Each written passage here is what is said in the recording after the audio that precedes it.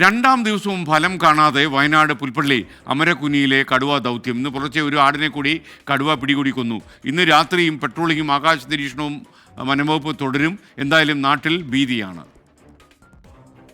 വനംവകുപ്പിന്റെ patrolling, drone നിരീക്ഷണം, കുങ്കിയാനകൾ എല്ലാം സജ്ജം. ഇതിനിടയിൽ വീണ്ടും പുലർച്ചെ കടുവയെത്തി. അമരക്കുനിയുടെ 1 കിലോമീറ്റർ മാത്രം അപ്പുറത്തുള്ള ദേവർഗദ്ദ തുപ്ര റോഡിൽ കേശവന്റെ കറവയുള്ള ആടായിരുന്നു ഇര. കടുവയെ നേരിട്ട് കണ്ടതിന്റെ നടുക്കം വിട്ടുമാറിയിട്ടില്ല കേശവനും ഭാര്യ സുലോചനയ്ക്കും. കിടന്നുമ്പോൾ ശബ്ദം കേട്ടു, പൊട്ടപ്പൊട്ടോന്ന് ശബ്ദം കേട്ടു. അത് പെണ്ണുങ്ങൾ പറഞ്ഞു അത് കടുവ വന്നിട്ട് തോന്നുന്നു, ആടിനെ പിടിച്ചു എന്ന് പറഞ്ഞു. അന്നേരം ചാടി ഇറങ്ങി. ചാടി നമ്മൾ ഇവിടെ എത്തി. കടുവ ആടിനെ പിടിച്ചു. അവിടെ നിന്ന് പിടിച്ചിട്ട് അല്ല ചേട്ടനെ അല്ലെങ്കിൽ ഇത് കടുവയുടെ പുറകെ ഓടിപ്പോയി എന്താക്കുമെന്ന് ഓർത്ത് ഞാൻ ഓടി ഇറങ്ങി അവിടെ ചെന്നിട്ട് ഇങ്ങനെ പിടിച്ച് വലിച്ചുകൊണ്ട് വന്നു മാവിൻ്റെ അടുത്ത്. ഇവിടെ ക്യാമ്പ് ചെയ്തിരുന്ന ചെതലത്ത് റേഞ്ച് ഓഫീസർ രാജീവിന്റെ നേതൃത്വത്തിലുള്ള വനംവകുപ്പ് സംഘം ഉടനെത്തി കടുവയ്ക്കായി കൂട് സ്ഥാപിച്ചു. കൂടിന്റെ തൊട്ടടുത്ത് വരെ കടുവയെത്തി.